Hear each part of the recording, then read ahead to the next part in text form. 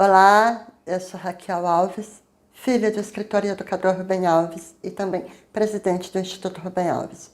O Instituto quer contar a história da vida de Rubem Alves e, para isso, a gente reuniu os objetos que nós temos no nosso acervo junto com vídeos da internet. Esse homem, Rubem Alves, pensou muito. Pensou porque ele queria entender a vida. Ele era um homem muito simples, muito apaixonado pela vida. E eu espero que essa paixão comece a te contagiar a partir de agora. Hoje é o Dia Internacional da Alfabetização. Quem vem aqui hoje falar disso e de muitas outras coisas do gênero... É mineiro de Boa Esperança, pedagogo, filósofo, teólogo, psicanalista... Pelo jeito anarquista e um exímio provocador. Educador, cronista, contador de histórias e um escritor apaixonado pela literatura. Professor emérito da Unicamp. Mas, acima de tudo, ele pode ser considerado um grande defensor das crianças, daquilo que elas gostariam de aprender na escola. É o embate que o nosso provocador mantém contra as ideias retrógradas que atrapalham a educação e a cultura deste país. Há muitos anos tem se colocado no centro desse debate sobre o ensino no Brasil e tornou-se uma referência na busca de mudanças na forma e no conteúdo do ensino brasileiro. É assim mesmo, professor Rubem Alves. Vem pra cá. Um pouco sobre a vida de Rubem Alves. Rubem Alves nasceu em 15 de setembro de 1933, em Dores da Boa Esperança, no interior de Minas Gerais. Filho de Herotiano Alves do Espírito Santo, Carmen de Azevedo Alves, caçula dos irmãos Ismael, Murilo e Ivan. Conheceu muito cedo a pobreza, pois seu pai, que era um homem muito rico, em 1930 foi levado à falência devido à quebra da Bolsa de Nova York em 1929. As primeiras memórias que eu tenho da minha infância são memórias da roça, casa de pau a pique, sem privada, de uma pobreza, os ratos passeando lá em cima, aquele cheiro de querosene, porque a luz não tinha eletricidade, então a luz era com lampião. A família morou numa roça de extrema pobreza, até que aos poucos o padrão de vida foi melhorando e mudaram-se para Lambari, Três Corações e Varginha, respectivamente. Durante as férias escolares, visitavam os avós maternos em Lavras, que moravam num casarão colonial de família abastada e tradicional. A despeito dos tempos pobres, Rubem Alves teve uma infância muito feliz, da qual sempre guardou memórias e causos com muito carinho e humor. Em 1945, mudam-se para o Rio de Janeiro, onde teria um padrão de vida melhor. Rubem foi matriculado no Colégio Andrews, um dos mais famosos da cidade, onde conheceu o bullying por ser um garoto de sotaque caipira e pobre que estava estudando entre os ricos. Sua adolescência foi marcada por essa vivência, a qual o levou a rumos mais solitários. Foi um tempo de sofrimento, eu nunca tive um amigo. Foi aí, então, nessa ocasião, que me veio a ideia de ser pianista. Começou a estudar piano com o intuito de ser pianista profissional e nessa época também conheceu a Igreja Protestante, onde se sentiu acolhido e ligou-se ao protestantismo. No colégio, eu vivia uma grande solidão.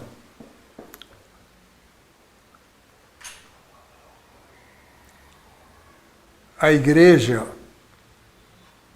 foi um lugar onde eu não me sentia solitário, é uma comunidade. Em 1953, com 19 anos, mudou-se para Campinas para fazer seu bacharelado em teologia no Seminário Teológico Presbiteriano, filiado à Igreja Presbiteriana do Brasil, concluído em 30 de novembro de 1957.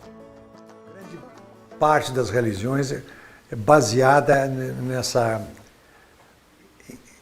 proibição de pensar, não é permitido pensar. Ao começar seu bacharelado em Campinas, Rubem Alves cursou paralelamente o Centro de Preparo de Oficiais da Reserva de São Paulo, do Ministério da Guerra, o qual concluiu em 10 de setembro de 1954, recebendo sua espada como prêmio de primeiro lugar em artilharia. E também durante esses anos, continuou seus estudos de piano, obtendo seu diploma de habilitação para ensinar piano no Conservatório Carlos Gomes em 15 de dezembro de 1956. No final do seminário, em 1956, Rubem conhece Lídia Noper, com quem começa a namorar. Concluído o seminário, torna-se pastor de uma comunidade presbiteriana em Lavras, no interior de Minas. Casam-se em 7 de fevereiro de 1959 e Lídia passa a morar com Rubem em Lavras. E neste mesmo ano, em 10 de dezembro, nasceu Sérgio, o primeiro filho do casal.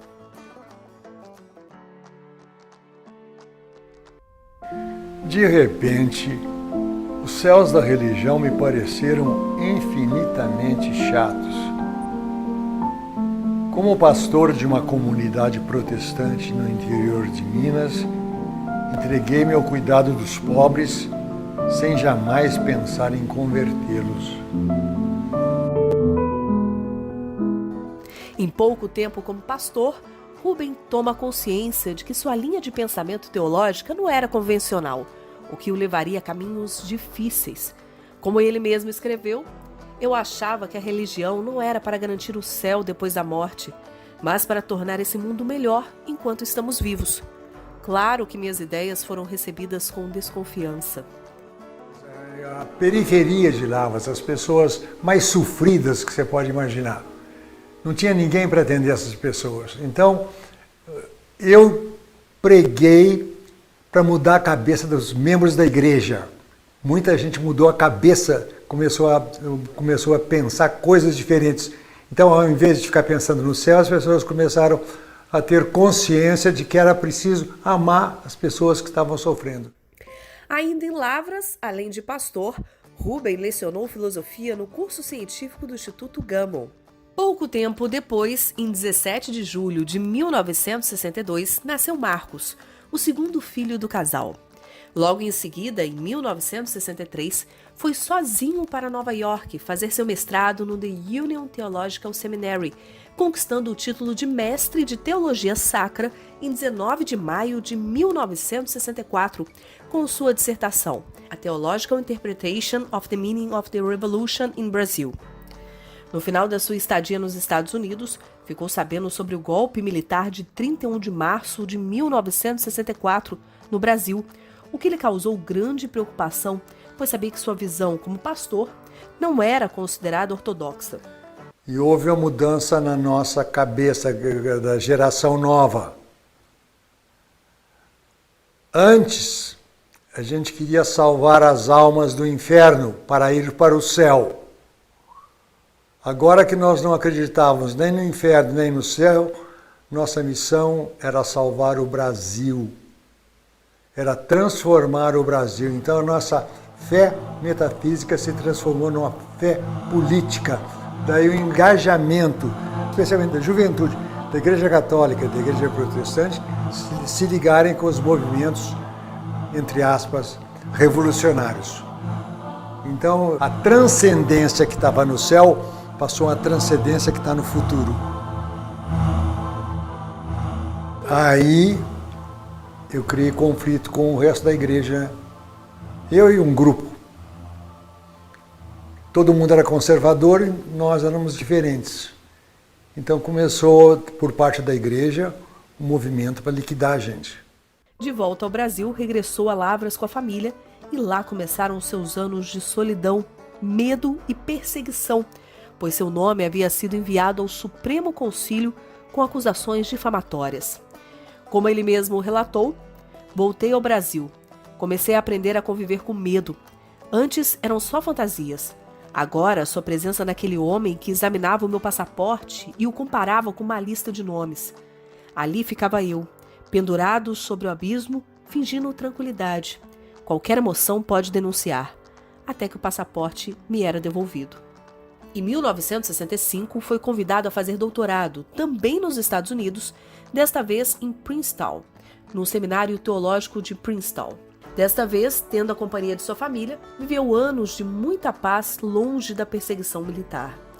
De acordo com palavras dele, não me esqueço nunca do momento preciso quando o avião decolou. Respirei fundo e sorri descontraído, na deliciosa euforia da liberdade.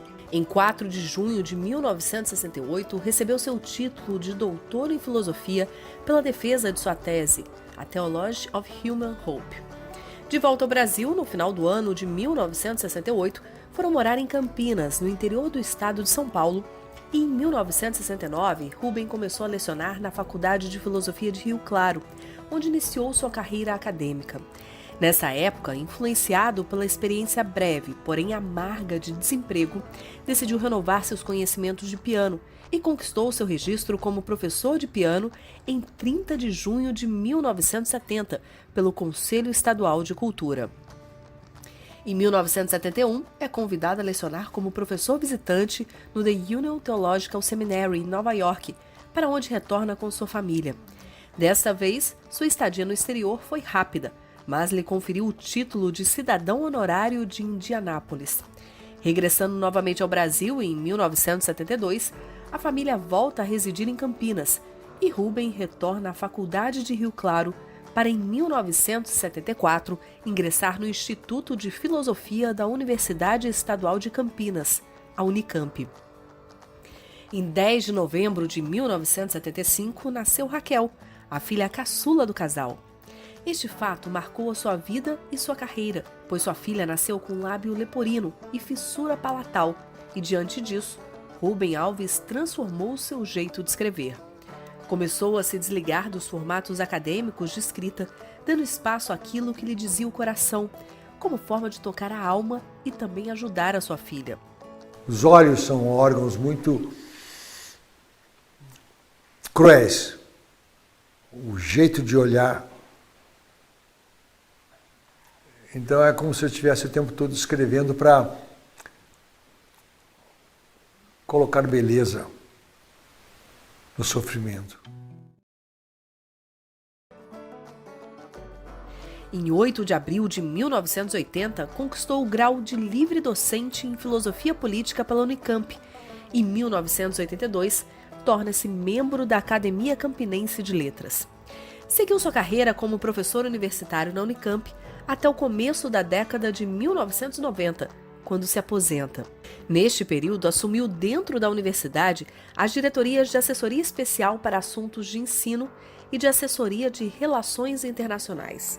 Esses anos marcaram o início da explosão da sua carreira como escritor, quando começou a lançar seus primeiros livros totalmente descomprometidos com a linguagem e o ambiente acadêmicos.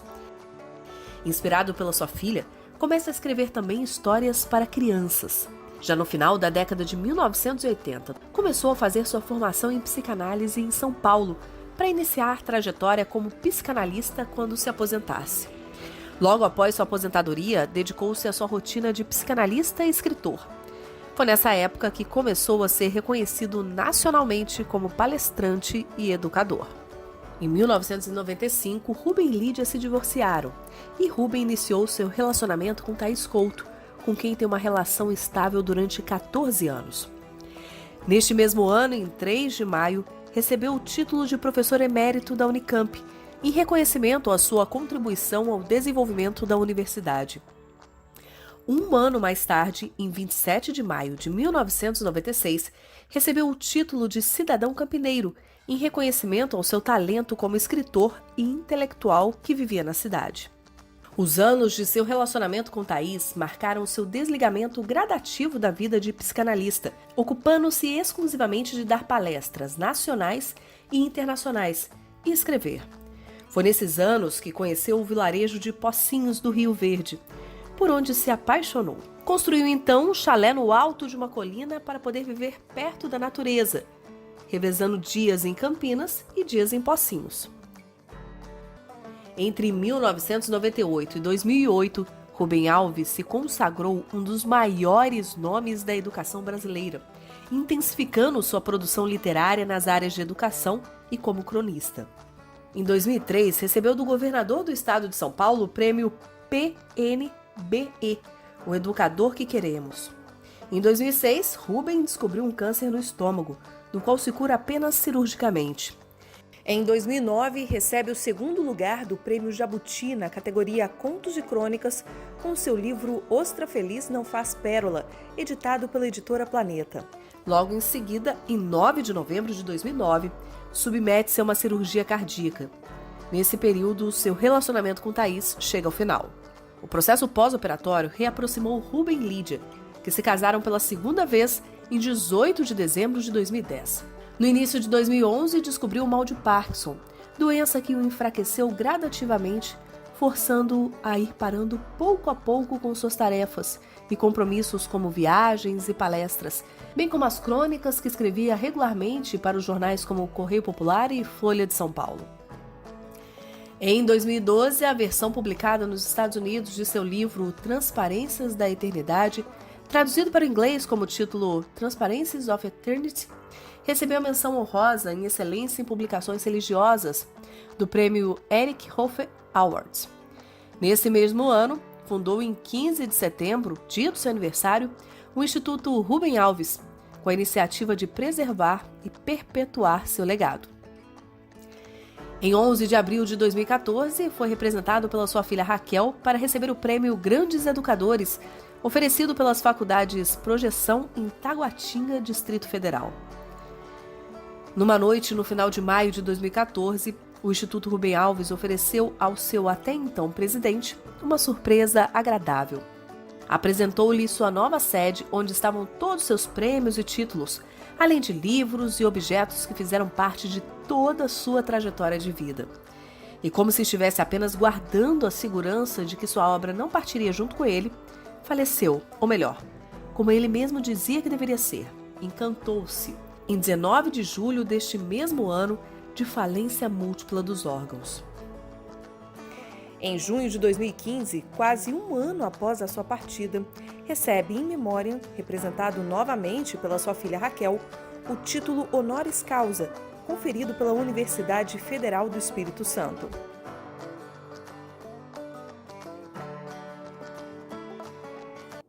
Com certeza, uma vida cheia de emoções, não é mesmo? E para continuar contando a história da vida dele, agora nós vamos mostrar objetos do nosso acervo. Objetos que enfeitavam a casa dele, objetos que ele usava para se vestir ou de uso pessoal. Ele não era um adulto muito convencional. Ele gostava muito de brinquedos. Dá uma olhada, como tudo na vida dele sempre tinha um toque de carinho e sensibilidade. Vejam essas placas talhadas em madeira que enfeitaram o chalé dele em Pocinhos do Rio Verde. A de cima, uma frase de Fernando Pessoa: sejamos simples e calmos, como a regata e as árvores. E Deus amar-nos-á, fazendo de nós belos como as árvores e os regatos, e dar-nos-á verdor na sua primavera, e um rio aonde ir ter quando acabemos. Na placa de baixo, que enfeitava o portão de entrada desse chalé, ficava a frase, composta por Ivan Vilela: o mar de Minas não é no mar, o mar de Minas é no céu, para o mundo olhar para cima e navegar, sem nunca ter um porto onde chegar. Bem poético, assim como um poeta mineiro tem que ser, não é mesmo?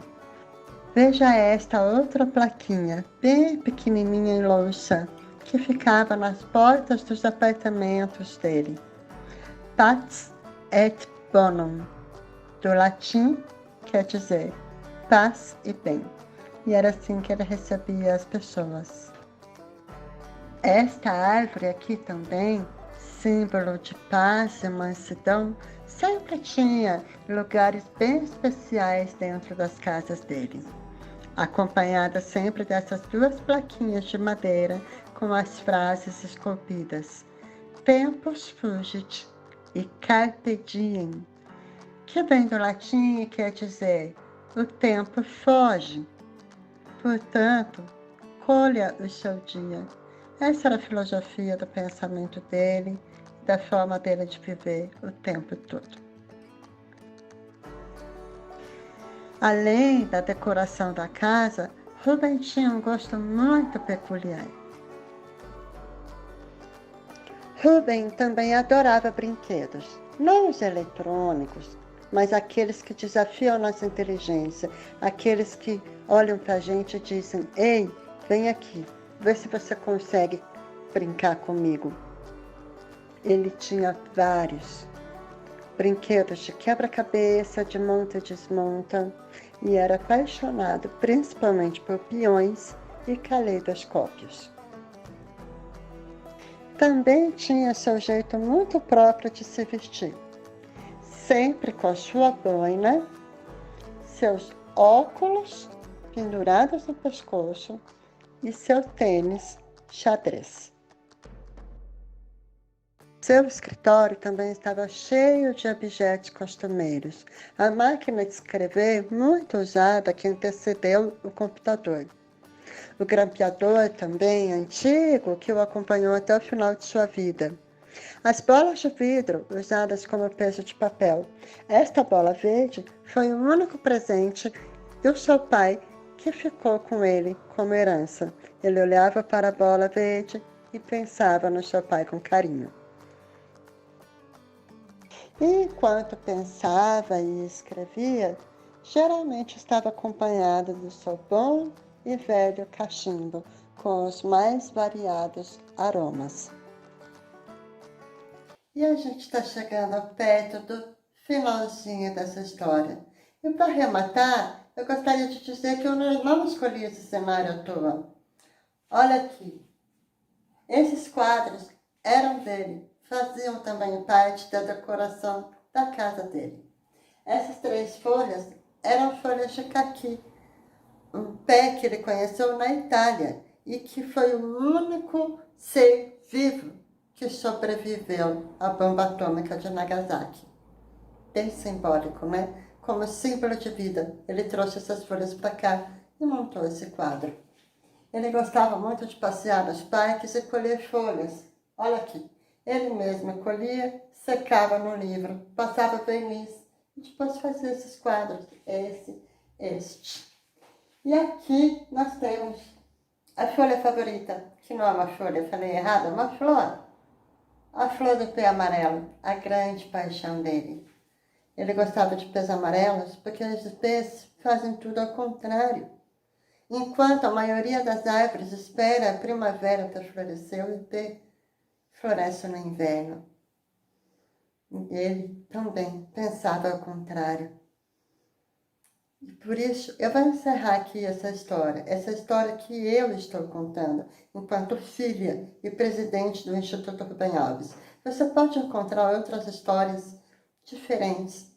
Cada um conta com o seu ponto de vista. Eu acho que você pode confiar nessa. E eu vou ficar por aqui com a seguinte mensagem dele. A morte não fala sobre a morte. A morte fala sobre a vida. É ela quem nos pergunta o que é que nós estamos esperando. Então aproveite sua vida e seja feliz.